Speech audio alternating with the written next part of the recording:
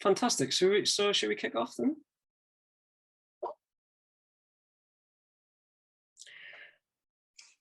Hello, everybody, and welcome to our Women in the Transport Sector Expectations versus Reality talk for this evening. We've gathered together a group of people working in the transport sector at various stages in their career to inspire you if you're a young woman thinking about working in transport, or you might potentially have a client who you think is a young woman who might be interested in working in the transport sector as well.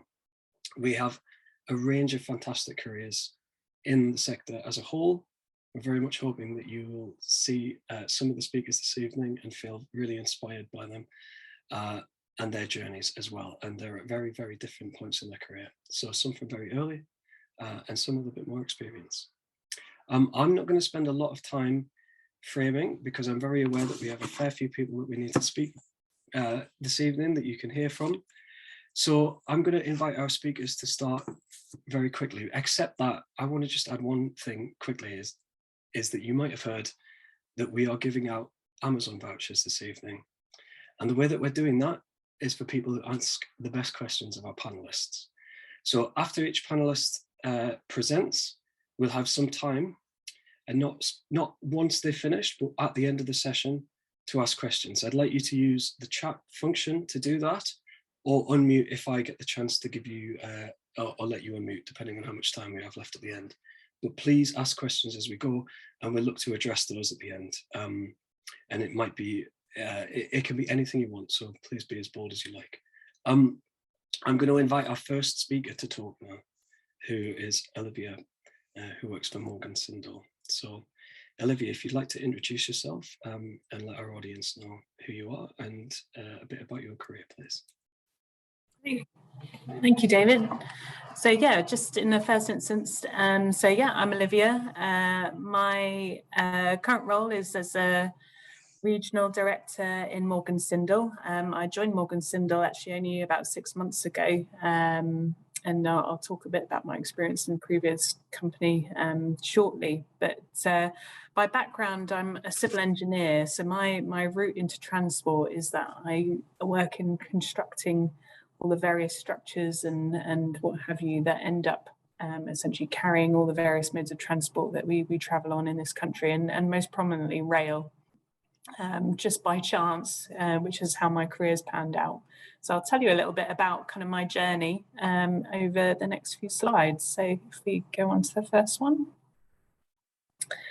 So just to keep it really simple, I sort of thought I'd tell a little bit about my career essentially through a series of pictures, because pictures are always sort of good fun and kind of help make things a bit more tangible.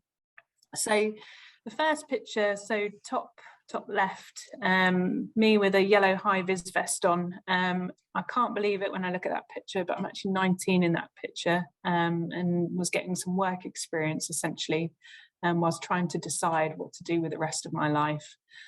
And kind of the reason for showing you that picture was that was my first foray into construction and what it was all about. And actually that was a building project rather than an infrastructure or transport project. And doing work experience is invaluable, not just to kind of find out what you do like, but also to find out what you don't like. And actually what I realized from that work experience was I didn't like doing buildings very much. I like doing kind of more transport and kind of more public, essentially facing kind of construction. And one of the sort of key things I learned there was kind of the language of the industry that I now work in. Whatever industry you go to work in throughout your career, they all operate in subtly different ways. And only by getting work experience and, as I said, finding out what you do and you don't like, can you help kind of narrow down what you want to do with the rest of your career. So my first piece of advice, and I'll come back to this a little bit later, is make sure you go and give a few different things a try. So the next picture in the top middle, quite a funny picture. That's me attempting to hug a tunnel, and essentially that was my time on Crossrail. So after deciding to study civil engineering at university, that led me into a career in construction, which dare I say, I fell into a little bit by accident, again, because I didn't really know what I wanted to do, but I was a maths and sciences kind of person, so I thought, give engineering a go. But anyway, long story short, I went into Crossrail, and what a fantastic kind of major infrastructure project that was to work on. And although Crossrail right now perhaps doesn't have the shining reputation that I wished it did have, there are many an engineer, an individual who forged their career off that project and got some fantastic experience. In terms of kind of expectations versus reality, I never imagined that I'd work in building tunnels. And it's kind of almost the purest form of construction in some ways, sort of digging holes and spraying concrete in this scenario. And it was tough. I had to do shift work that included working night shifts, predominantly male, obviously, teams. So I did get some interesting comments from people, which weren't always easy to take in the first instance. But in reality, actually, it was a fantastic experience overall, and I look back on it with great fondness. What it taught me was a whole raft of kind of technical knowledge. It taught me to trust my gut instinct. Actually, a lot of these things are actually quite intuitive in terms of construction and how we build things. It taught me a lot about team working. It gave me a lot of confidence and resilience.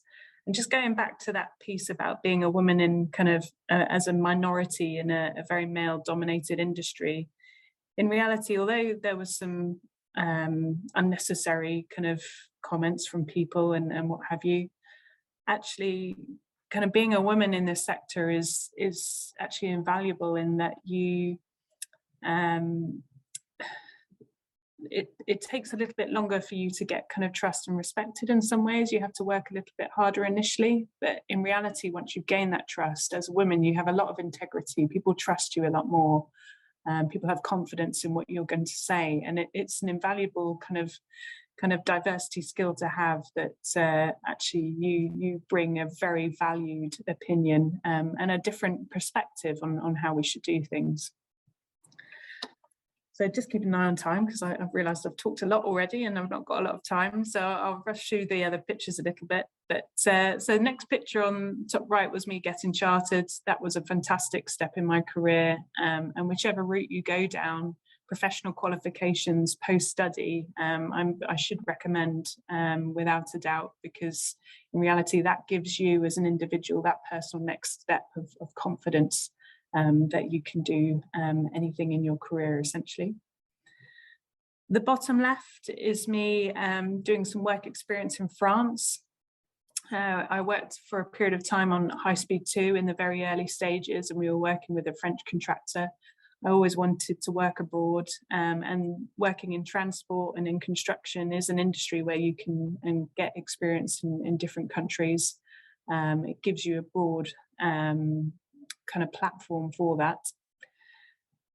The bottom middle, that's me again working on High Speed 2, but what I'm trying to show there is actually, again, working in transport and construction is a team sport. You work with some fantastic people. You work with people of different ages, from different backgrounds, and every project is different, but at the same time, it's quite a small community. So once you've worked on one project, you'll definitely come across some of them again somewhere else. And I've got some lifelong friends from working in this industry. And the bottom right is my first opportunity of running a project. That project's called the Luton Dart, which is a light rail link from train station up to the airport in Luton, if you've ever used that airport. And that was my first major leadership role. And essentially within kind of being in the industry for kind of 12 or so years, I got the opportunity to lead a project, which was fantastic. Leadership roles are an interesting one. Again, in terms of perception and reality, they often seem like they're fantastic kind of to become more senior, but in reality, being a leader can actually be quite lonely, and you need to make sure you have good people working around you, good support networks, people that you can bounce ideas off of, but ultimately you're the decision maker and all the bigger problems come to you.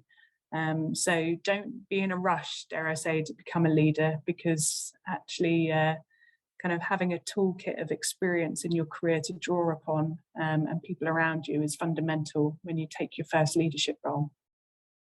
Let's go to the next slide. So right now, in terms of where my career has led me to, is, as I said at the start, I'm now a regional director in Morgan Sindall. So from working on a series of projects individually, and what I've skipped over a little bit is I managed to get some quite broad experience in different roles, not just engineering, but also in design, and also at one point in time in terms of project management of kind of business level projects, and something I can talk about later if we've got time in questions. But what that's meant is I've got a role now where I oversee a number of projects and I manage a number of different teams and different people. And all of these are Transport for London projects right now, which well, London is the heart of things, isn't it, in some senses, depending on your biases, and what a great place to work. And yeah, essentially the funnest part about working in transport is that you're working on projects that essentially millions of people are going to use, and so you can proudly point out those facilities to your friends and family that you've been part of and you've made a difference. And again, kind of I say make a difference, that's a big kind of driver for me working in this industry. It's fantastic to make a difference to people's lives. Next slide, David. So I'll wrap up quite quickly, but these are my kind of key bits of advice in your career that I could shed so far. There's a list as long as my arm, but these are the bits that kind of stick with me. Firstly, ask lots of questions. You'll never know everything. There's always more to explore. Just make sure you kind of just don't be afraid. People love being asked about their jobs and their experience. So do ask questions. They'll happily tell you about it. Be open to opportunities. My career has been founded in kind of not necessarily having a set path. Whenever I was asked what's my development plan, I always said, I don't know, I just want to keep progressing. And essentially as opportunities arose, I gave them a go. So give things a try. It might not be obvious to you at the time that that's kind of the way you want to go, but actually it might turn into something fantastic. And always when you go into things with kind of great motivation, you'll succeed. Build relationships. I mentioned before, working in transport and construction, it's a team event. You're not going to do it on your own. You need to rely on people. So you need to make good friends, make good relationships, and don't kind of, dare I say, kind of tarnish those in any way. It's integrity is a key thing working in this industry. Push yourself outside your comfort zone, kind of linked to giving opportunities a try. But you'll never learn if you stay comfortable. So keep kind of just sort of pushing yourself a little bit further than you knew. Learn from your mistakes and your successes. We always kind of forget kind of what we did well. Write those down. I've got a little notebook where I kind of write things down that went well. But also, yeah, reflect on what went wrong and what you could do better next time. Mentors, soundboards, sort of again linked to asking questions. It's good to have someone who can help just steer your thoughts and give you some clarity, and recommend that if you get opportunities to get a mentor. And the final one is, sounds a bit kind of high in the sky, but be true to yourself. What are your values? It's important that you work in businesses and in careers that link to what you believe in. Otherwise, dare I say, you're not going to succeed. This is an industry that can be challenging at times, but there's so much opportunity. There's so many kind of ways that you can take. There's always something in there for you to give it a go, but make sure, yes, it aligns with what you want to achieve. And at that point, apologies, I think I've run over, but I'll call it a day and hand over to the next person, David. Fantastic. Thank you so much, Olivia. We are running a bit tight, so I think we've got about 8 minutes each, and I might butt in if we're running over a little bit. Hopefully you won't mind. But the next speaker is Kathy, so I'm going to invite Kathy to introduce herself as well. Thank you. Okay, so hello, so I'm Kathy. I'm a third-year apprentice for Thales, so I'm in my last year. If we can go straight to the next slide, please. I'm not sure these are my slides. Oh. Okay, these were the ones I was sent, Kathy. Are you able to talk a little bit based on what's on the first bit there, just a little bit, or I can ask you a few questions? I think those are the slides for the bit later on. I think the other person's presenting those, Sarah, but I can go without slides, that's not a problem. Okay, fantastic. No worries.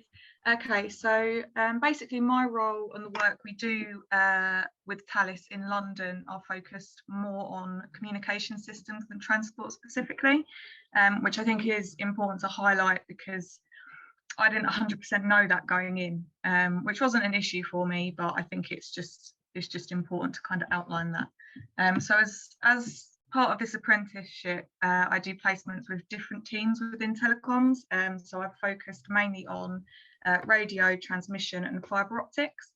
And this happens across the whole London Underground network. So all stations and sites, which means kind of get to go somewhere different every day. And basically I'm learning the maintenance and repair of these areas of telecoms. And once I graduate, I'll go into like one specific area. So I wasn't actually looking for a career in transport when I found my current role. I left school and went straight to university and graduated with a history degree, which is completely different to where I am now. And I got into engineering after I graduated and realised that I wasn't suited to a desk job. I wanted to be out and about, hands-on. So went on to do a couple of mechanical jobs afterwards and decided that I wanted to look for a role where I could build a career, learn on the job, gain some more qualifications. So I looked into engineering apprenticeships a bit more generally and found this one through a colleague that I currently work with.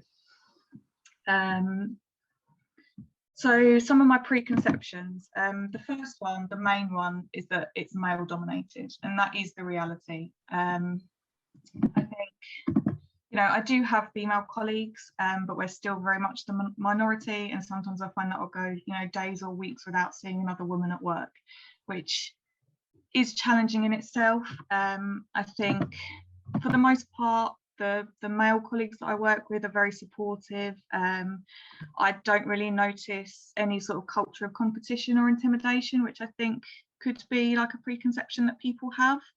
And for sure, attitudes towards female workers are changing for the better in general, is my experience anyway.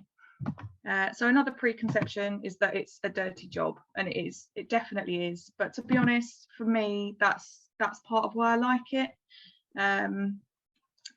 It's there's a lot of job satisfaction with it, especially when you go out. You know, you've got a plan for what you're supposed to do, everything goes right, or even if everything doesn't go right and I find that I've learned stuff, it's all just part of it for me. And then my last preconception that I want to talk about is the night shifts. I work night shifts in the centre of London, and that is for sure the most stressful part of my job. And understandably, that's not for everybody. You know, some people are going to struggle with that. I definitely have days when I struggle with it, and it's a big learning curve, and it's taken a lot of getting used to. But I think once I got to know the people that I was working with, that definitely eased a lot. You know, we can put measures in place to manage any risks. Everyone I work with, management especially, are quite happy if I say I'm not comfortable, you know, I need a little bit more support with this. So it can be difficult mentally, but it's my confidence with it has definitely improved. So what I find rewarding about my job is how much there is to learn. The network is so vast and there's so many different assets, lots of things to get involved with, so much knowledge you can gather, especially from the people that have been in the job for a long time. Like Olivia said, asking questions all the time, and there's just so much to learn with it, and that for me is what I wanted out of a career, and it's for sure what I'm getting. So I have worked in other industries before. Customer service I've worked in, and you know, having customer facing roles is valuable in helping develop certain skills like people skills, communication skills, but these didn't offer as much in the way of career options that I find transport does. There's a lot of opportunities for growth, you know, like I say, qualifications, there's just so much choice, and even if you start in one place, once you're in, you can move on. There's a lot of career progression that you can follow up on.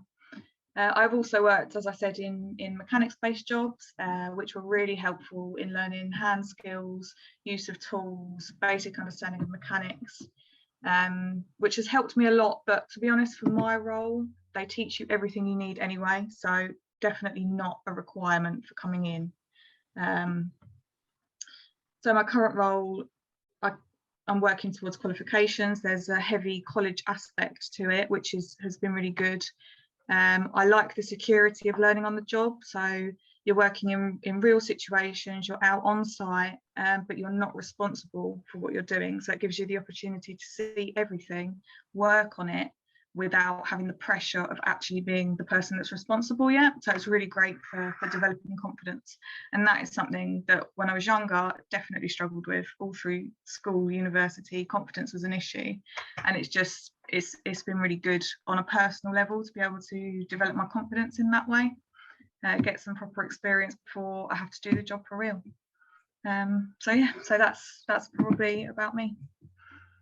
Fantastic, Kathy, thanks so much. And it's really interesting to hear you say some of that stuff about confidence and problem solving, because you've definitely knocked that out of the park in spite of the fact that the slides weren't correct. So thank you so much for that, very much appreciated.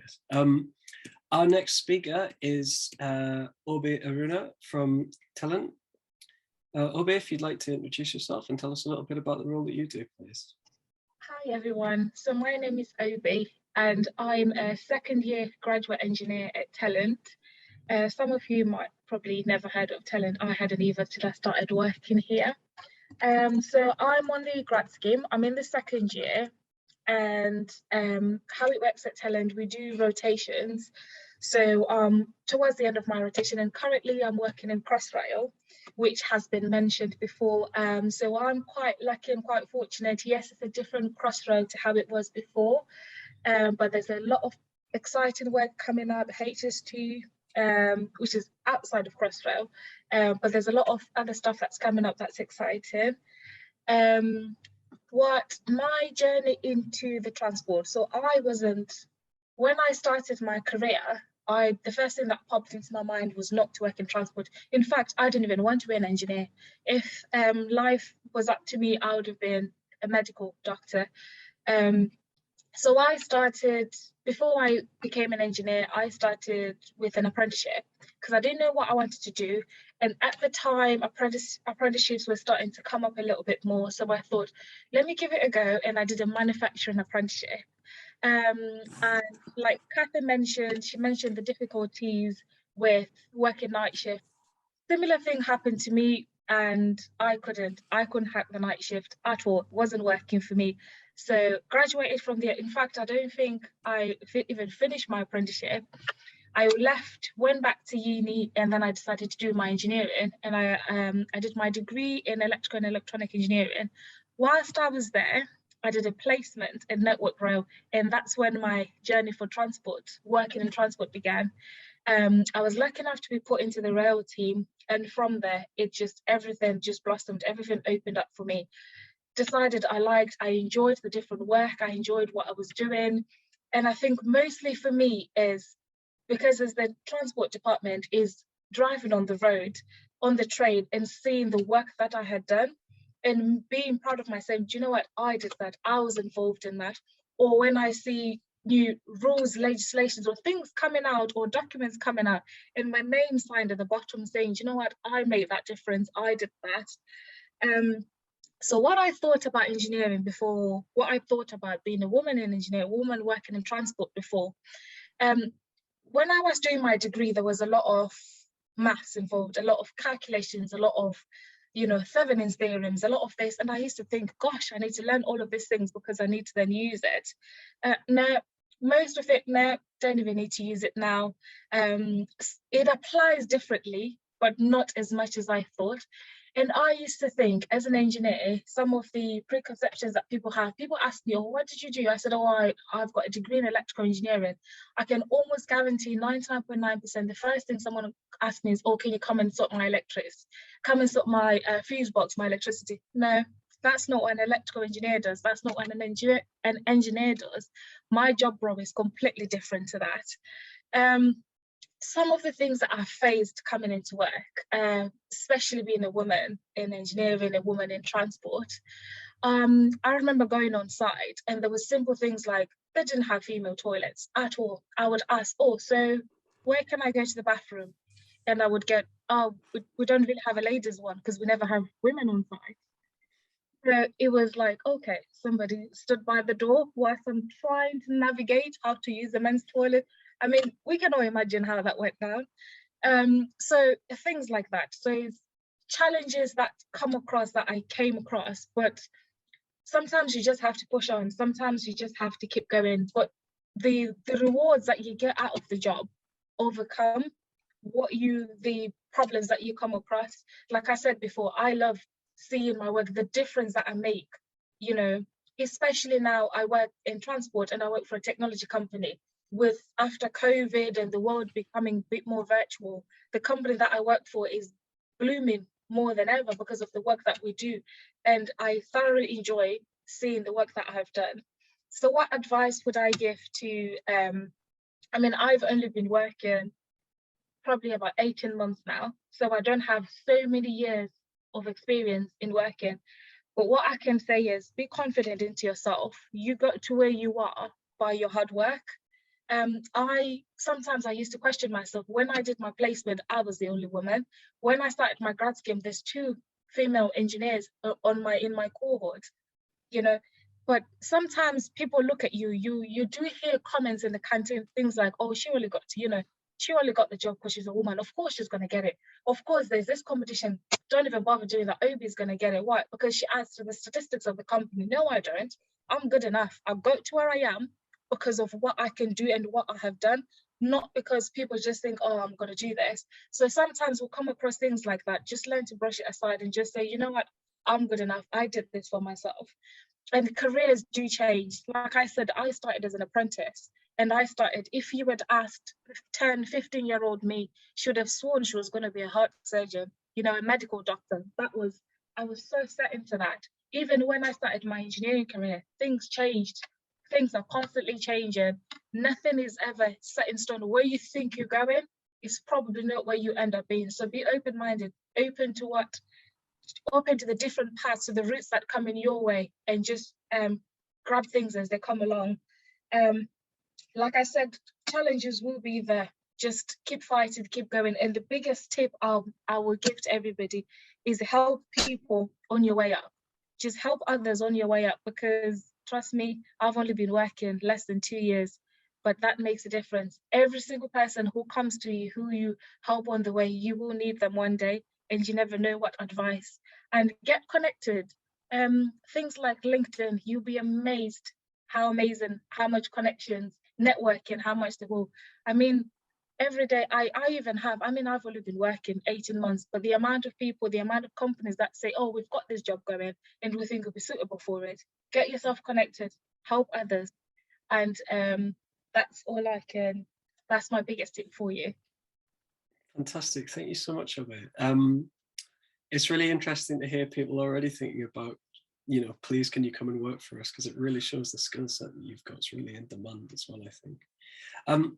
Okay, our last speaker before our questions is Amber, who is a track apprentice with TfL. So Amber, if you'd like to introduce yourself and tell us a little bit about your experience as well, please.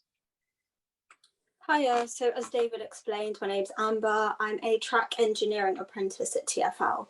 So I started in April 2021. So I'm about 9 months into the scheme, and it's 3 years long. That kind of means that I'm still new to the role, new to engineering, new to TfL. So although I might not have as much experience as some of the other people speaking, I have learned a lot since I started. I think it's also good to mention that I did Route into Work, which is a course that is run by the London Transport Museum. I think that's going to be explained a bit further on, so I'm not going to go into that, but yeah. Right, so I think I'm going to start by explaining a bit about what a track operative does, and what my job will look like at the end of the apprenticeship, and then I'll kind of talk a bit about my day-to-day and what it's like being an apprentice. So yeah, like I said, it's a 3-year scheme, and by the end of it, I'll roll off as a track operative. where I'll basically be fixing and maintaining the tracks along the underground network. It will basically be night shift, so I'll be going down on the track, testing it and physically fixing it. So that can like include replacing the rails or swapping some of the fittings, just making sure that when the train runs along the track, it runs along smoothly, like there are no problems, because obviously if the train can't run on the track, then that's quite a big problem. So yeah, my role day to day, there are quite a few different engineering apprenticeships available at TfL. I'm on the track one. So there are 6 other apprentices in my cohort and I'm the only girl. In saying that, I think it's important to mention that there are other schemes, so things like fleet and signals. And overall, I think there are 36 2021 apprentices and 7 of us are girls. So you can kind of like gauge the environment from that statistic. A bit about what I do day to day. So in the first year, all TfL apprentices spend their first year at college or at our training centre in Acton. I personally really like this, as I didn't have any experience in engineering or in the transport sector, so it was nice to kind of like learn the basics. I think this also leads into preconceptions, as I think people think that you need to have science subjects or you need to be be really familiar with the field of engineering. But from my experience and from like the London Underground schemes, you don't need that. You learn everything in your first year, so you're all kind of on the same playing field. So even if you don't have experience with certain technical kind of terms, it's not the biggest deal. Again, like saying that, like obviously if I did maths at A-level, so I did have a bit of experience, and although that's helpful, like it's not essential. As well as college, we also go on placements. So on track, we're mainly placed on night shifts, and you'll start at a station and then you'll go down with a gang, which is like the group of people that are on duty that night, and you'll basically just get to watch them and like physically learn what the role is going to be like.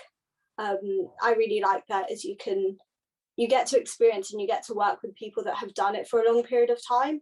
So although they do things quite quickly and like you think, like you're kind of shocked at how efficiently they do it, it's quite nice to see what you'll be like in a few years.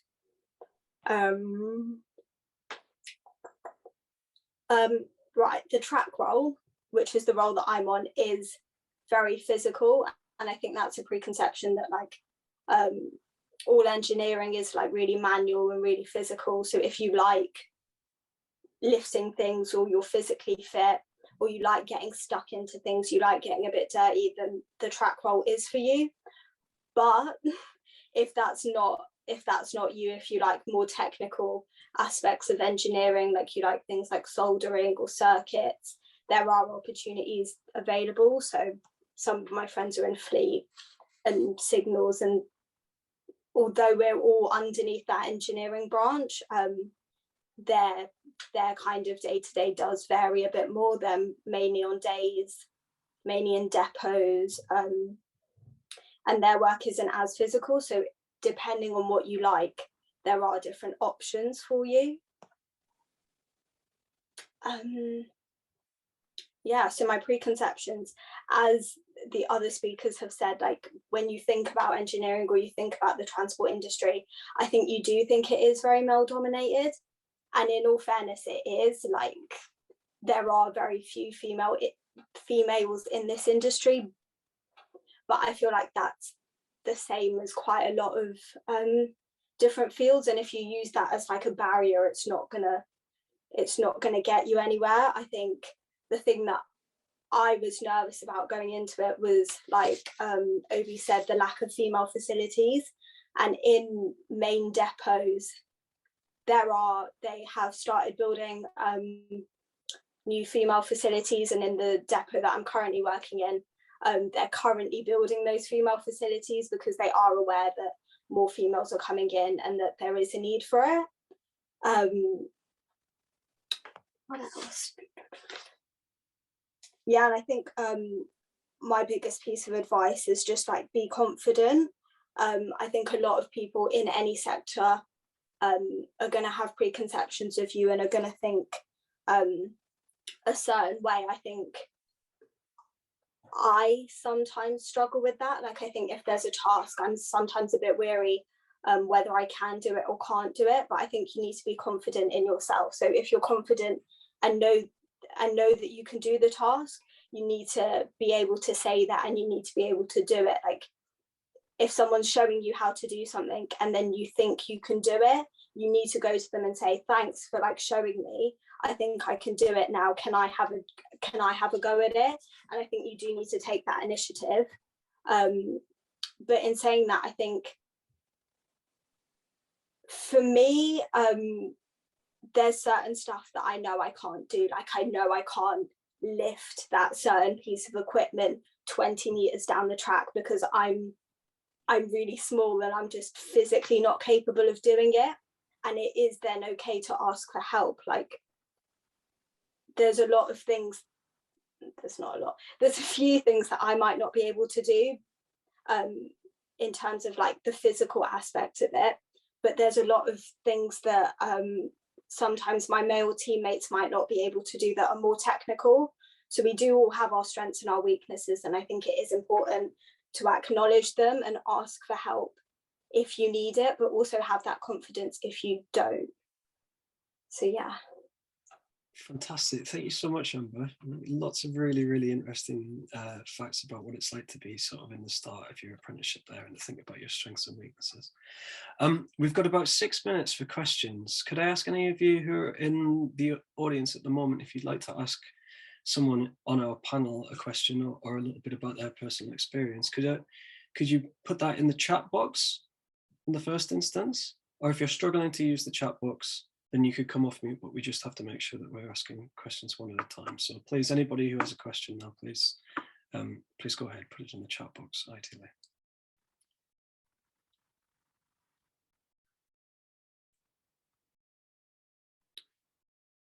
Or if that's difficult, come off mute, or we can go through some pre-prepared questions.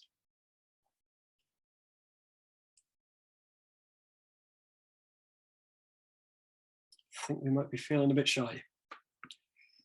In that case, let's go through a couple of other questions, and if you feel a bit inspired, oh, I've got some in the chat box. If I want to apply for an apprenticeship for 2 years' time, can I apply and be on the wait list now? And Olivia, how did you build confidence going into the leadership roles? Olivia, do you want to address that question about how you built confidence going into the leadership roles? And then we'll think about what we can do about in terms of a waiting list. Yeah, that's a really good question and a tricky one to answer, because dare I say, I would count myself at top of the tree of someone who who struggles with imposter syndrome on occasion, thinking, how on earth did I get here? And who on earth put faith in me to do these kind of roles? In terms of kind of building confidence, as I kind of alluded to, I'm very lucky that I managed to get quite broad experience, and that was as a function of being open to different opportunities. And by getting experience in kind of different scenarios and different projects, which you'll be able to do in any kind of transport career, I think it's being able to have those touch points and experience points that you can draw upon that is one of the ways of building confidence. And then another way is kind of, as I said, kind of just creating really good networks and friends and people around you. My most lively WhatsApp group on my phone is a group of women engineers who I've met throughout my time in this industry, and we've all become good friends, and we've even been on holidays together since. And when I'm having a bad day, I drop a message into that group, and blimey, they're the best support network I've got. And kind of those, you need confidence in different forms. One is from your experience, one is from your friends, one is from your colleagues, and also having kind of good mentors around you. So there's no straight answer to that question. You just need to kind of find different touch points that work for you. And there will be plenty of days where you feel like you have no idea what you're doing. But at the same time, there's always kind of an inner belief, and I hope all the ladies on this call feel that too, that kind of deep down in your stomach, you know that you can do it, and you're kind of fighting the good fight and making a difference, as I said in my talk. So, you know, believe in yourself, what you're doing, your values, and yeah, use the people around you. Fantastic, thanks, Olivia. Rhea, once this session's finished, you'll get an email of which one of them will be from our contact details for the Route Into Work team. And I think your question's a little bit more about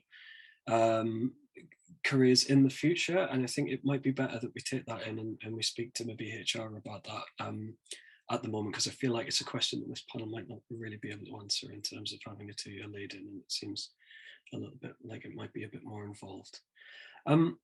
So you'll get an email after the session, and I just ask you to reply to that. Does anybody else have any questions in the chat box? We've got about 2 more minutes, so please don't be shy if you've got another question.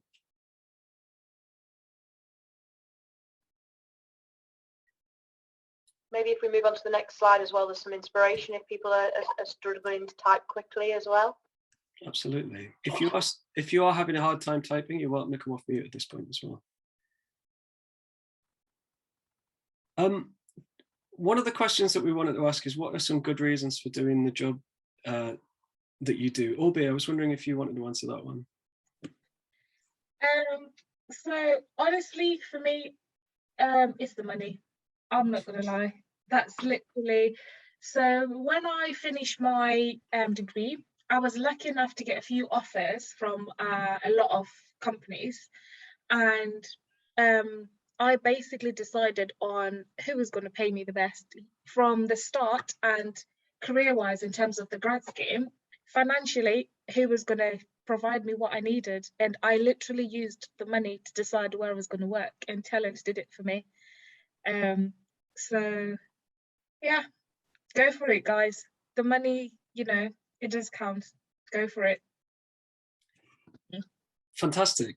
I think we're at the end of our time. So thank you so much for coming along and for listening this evening. Thank you so much to our wonderful panel of people at different points in their career for all of the inspiration and for letting us know about your passion for your subject. I hope those of you who've listened have found this one really, really interesting, and will take it with you when it comes to making applications in the future. So thank you so much for attending. We'll close the meeting now, and that'll be all. Thank you very much. Goodbye. Thank you. Thank you. Thank you. Thank you.